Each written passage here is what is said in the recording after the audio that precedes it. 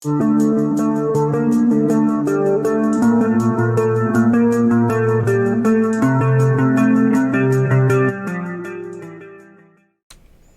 guys, Bushcraft here with the video. Yes, of course you're sitting here watching me. I always like going back in history and looking how others survived. Now, I'm not saying we're going to wake up tomorrow and be back in the old Western days or, sailing across the ocean, starving and, getting sick and all that. But you never know. And it's good to think about things like this. I mean, they survived. We're here. People did survive the hard times. You can go back, the birth of this country, the way people lived then. They didn't have running water, electricity, all these fancy, they couldn't get on their little cell phone and call Uber Eats and, bring me a Big Mac, there was none of that. There was no cooking in houses, for the most part. If there was cooking in a house, it was in a fireplace. And that being said, I wanted to talk a little bit about the Oregon Trail. If you grew up in the 80s and 90s-ish times, you probably knew about the Oregon Trail, a video game. And 90% of everybody that played it died of dysentery or a rattlesnake. Every time you put your foot down, there was a rattlesnake there. You had Indians, you had all that stuff. But a lot of things you actually had to hunt on the trail to feed yourself. That was still true. A lot of time on the Oregon Trail, they would have to bring a lot of food with them. And there was no refrigerators, there wasn't no cooler. You didn't get 10 bags of ice from the Walmart. You had to get food that was going to last from very cold weather to extremely hot weather. So it made sense to think of ways to transport said food. One of those ways was hardtack. It was before hardtack. It was called ship biscuit. It was a ship's biscuit. This is what a lot of sailors ate on the way from one place to the other, because it was very easy to make. Just some flour, water, and some salt for a little bit of flavor, or hydration, or whatever you want to call it. And that was the food. That was the MRE of those days. Our next one was pemmican. Yeah, that was another one. And this was more of Native Americans taught them what this was when they first came over. And they would use it for hunting trips and whatnot like this. And it just some meat, some rendered fat, berries, ground up, and that's basically what it was. It's not like open a can of Spam now and you get that when the meat comes out of the can. This was all stuff that they got from the land, pretty much. While hardtack was loaded with carbohydrates, pemmican was rich source of protein and fat. Fat was very important. It's not the tastiest food. Well, pemmican can be, but hardtack is, there's no taste to it. Many pioneers, yeah,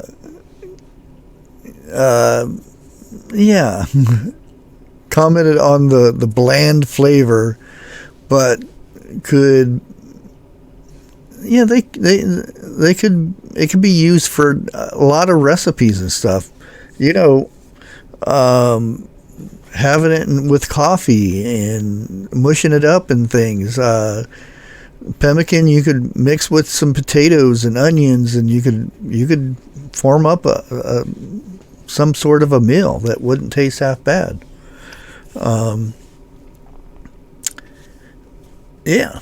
One of the things, you know, it's been around for many years, was preserving meat, like bacon. Dry curing bacon, not like the bacon we have nowadays where they inject it with a bunch of fancy chemicals and whatnot. Yeah, it was actually done the right way. There was also smoking and dehydrating different types of meat. One guide suggested in a book that I read a few days ago, suggested a party of three, just 3 people should take 600 pounds of bacon with them, which works out at over a pound a day per person. Bacon came unsliced. Yeah, they didn't slice it up for you or anything. It came in the slabs. Slices of various thickness could be cut off, boiled, fried, forming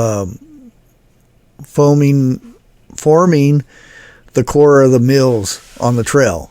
You know, so if you wanted some bacon with the eggs in the morning, if you had eggs, you would slice it a little bit thinner.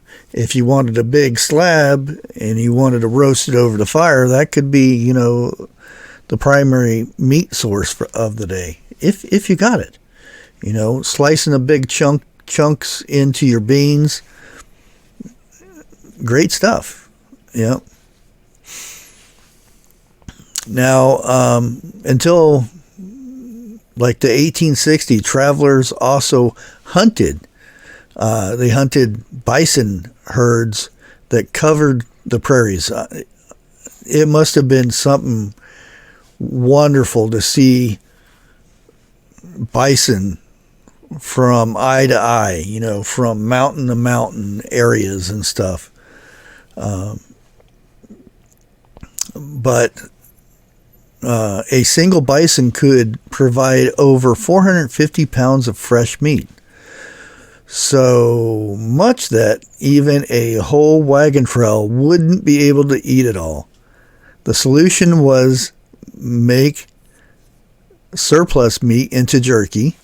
Settlers would cut the meat into strips and hang them from rope sprung around the top of their wagons. The sun and wind would dry as they traveled. One pioneer said, he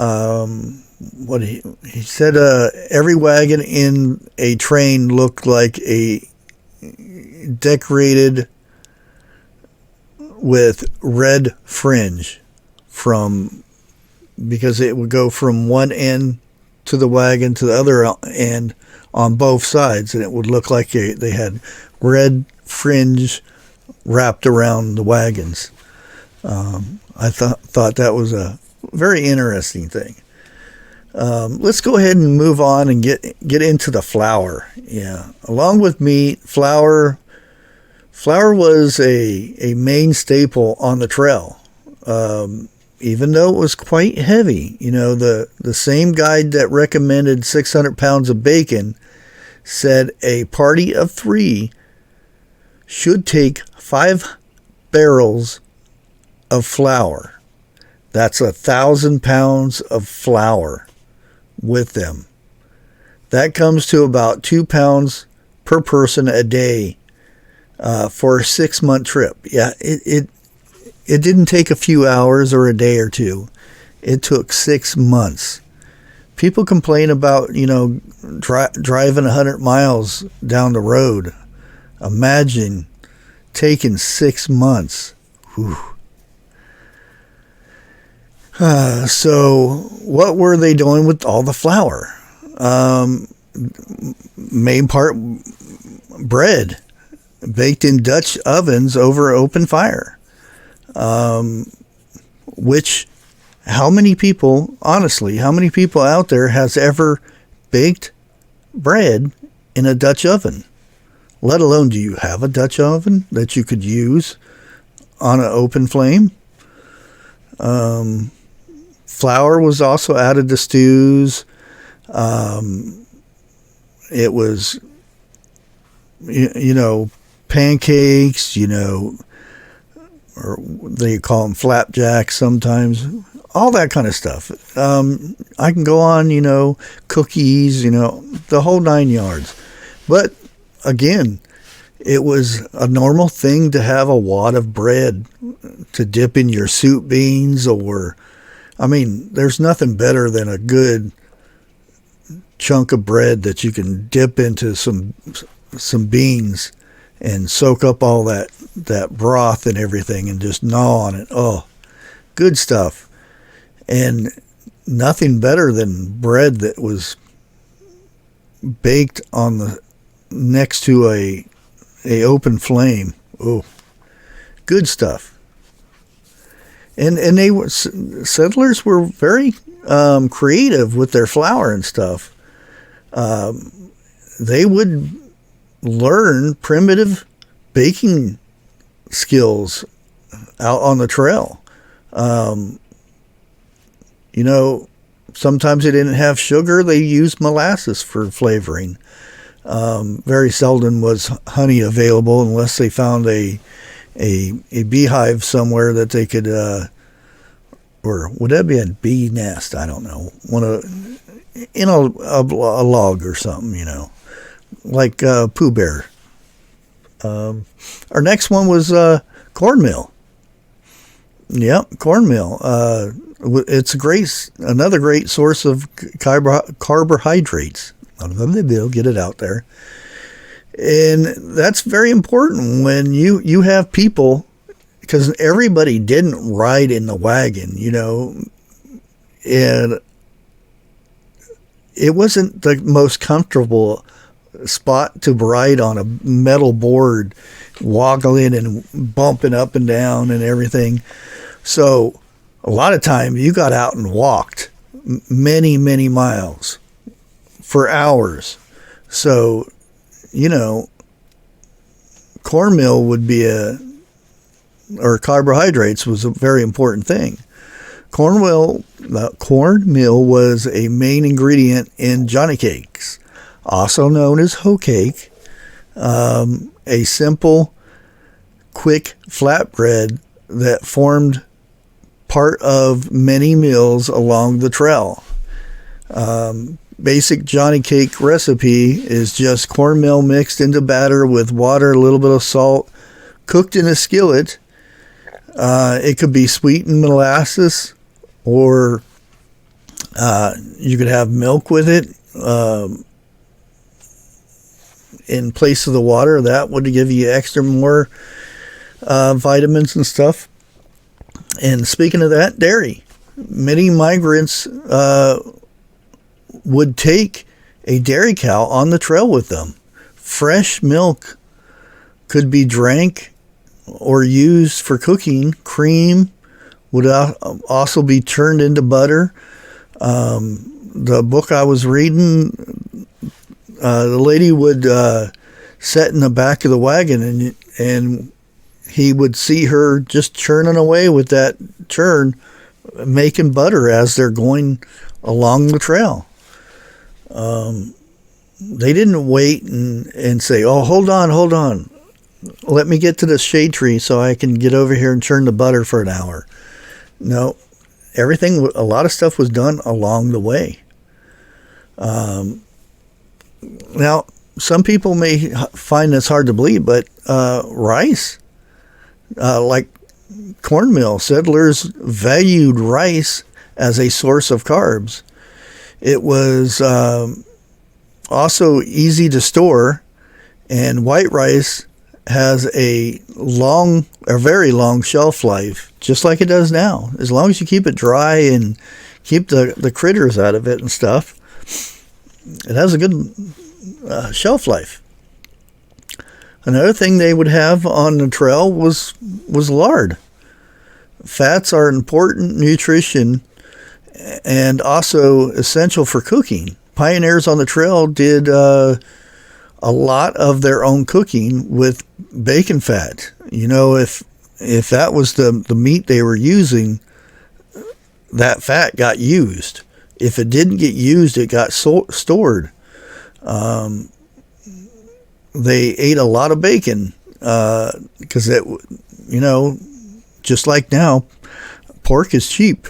Well, I should say cheaper than the other meat. We'll leave it at that. One popular use was making pies. Now, again, you can make a pie right there in a Dutch oven. And a lot of people, no, there was no pies out there on the trails.